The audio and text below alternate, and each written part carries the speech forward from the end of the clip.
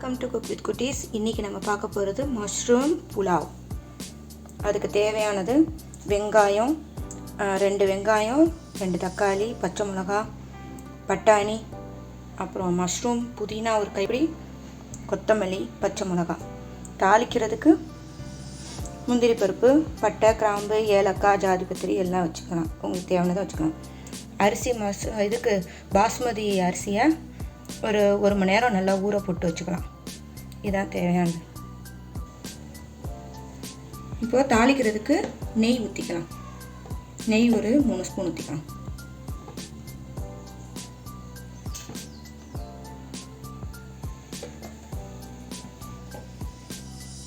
எண்ணெய் நல்லா சூடானோன்னே அதில் தாளிக்கிறதுக்கான எல்லாத்தையும் போட்டுடலாம்.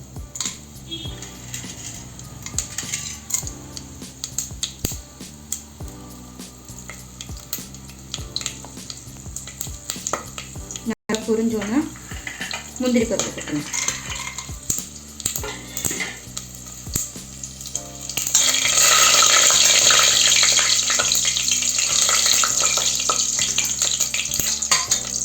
அடுத்தது புதினா.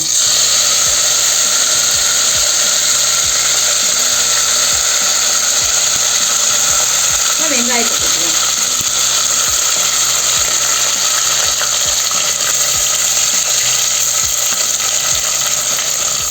வெங்காயம் கொஞ்சம் வதங்கினோன்னே இஞ்சி பூண்டு பேஸ்ட் 1 ஸ்பூன் போட்டுருங்க.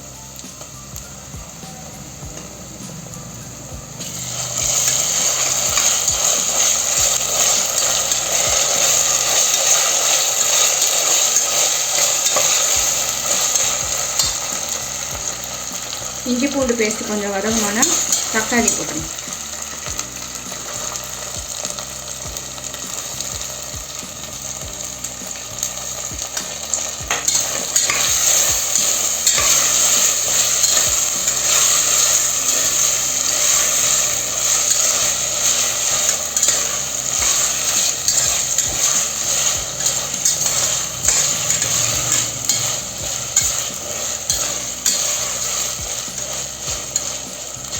அதோடைய நம்ம வெட்டி வச்சுருக்க காய்கறி, மஷ்ரூமு, பட்டாணி எல்லாத்தையுமே, பச்சை மிளகாய் எல்லாத்தையுமே போட்டுடலாம்.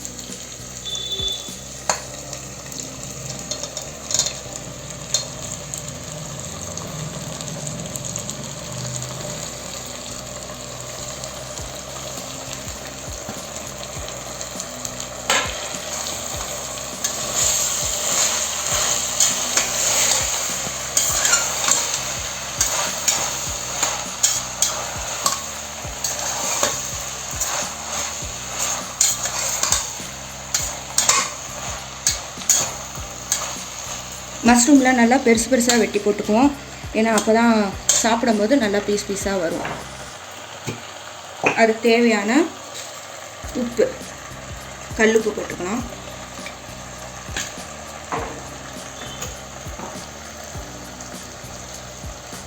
மிளகாத்தூள் 1 ஸ்பூன், 1.5 ஸ்பூன் அவங்கவுங்க உரத்துக்கு தகுந்த மாதிரி போட்டுக்கலாம்.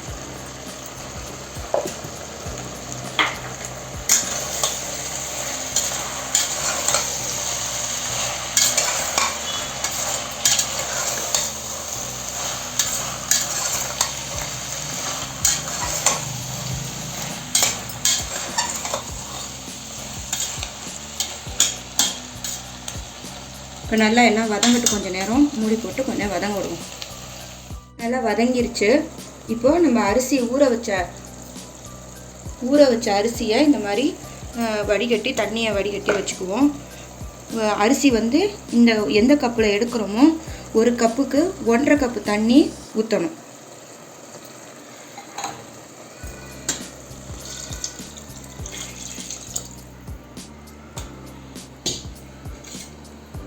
இப்போ நல்லா தண்ணி கொதிச்சதுக்கப்புறம் அரிசியை போடலாம்.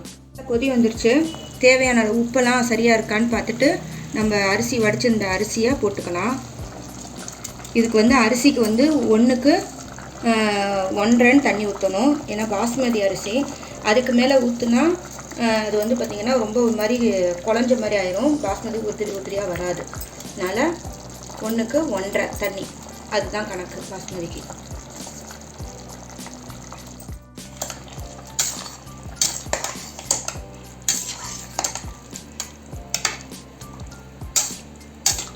அரிசியை போட்டு கொதி வந்தோடனே ஒரு கிண்டி விட்டுடலாம், இல்லைன்னா அடி பிடிச்சி போயிடும்.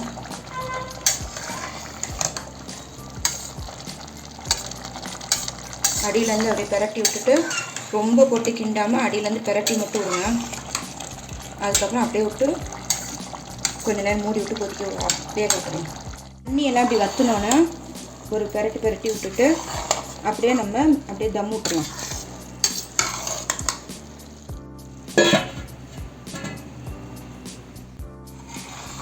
ஒரு 1/4 மணி நேரம் அப்படியே தம்மில் இருந்துச்சு.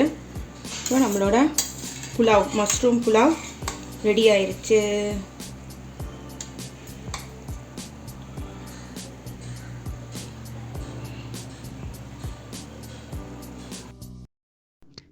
தேங்க்ஸ் ஃபார் வாட்சிங். மறக்காமல் லைக் பண்ணி கமெண்ட் பண்ணி சப்ஸ்கிரைப் பண்ணிடுங்க ஃப்ரெண்ட்ஸ்.